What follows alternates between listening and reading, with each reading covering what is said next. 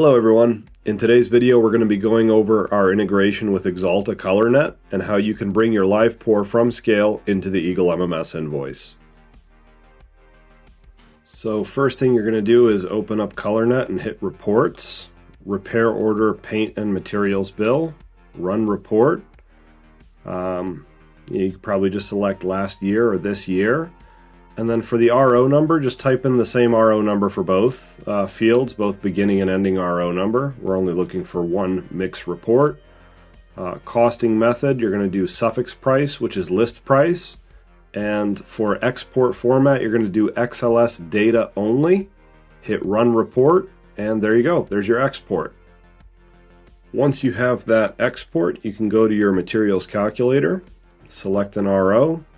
This is one that I've already written before. If I render the invoice, you'll see that I have my estimate volumes here, right? And if I want to import from scale, just going to go back to the calculator, hit import, and then I can drag and drop the XLS file that I just created right into the window. It'll give me a comparison between what the system estimated versus the live pour from scale. Import, re-render, and now I have my live fluid volumes up at the top instead of estimate volumes. So there you go.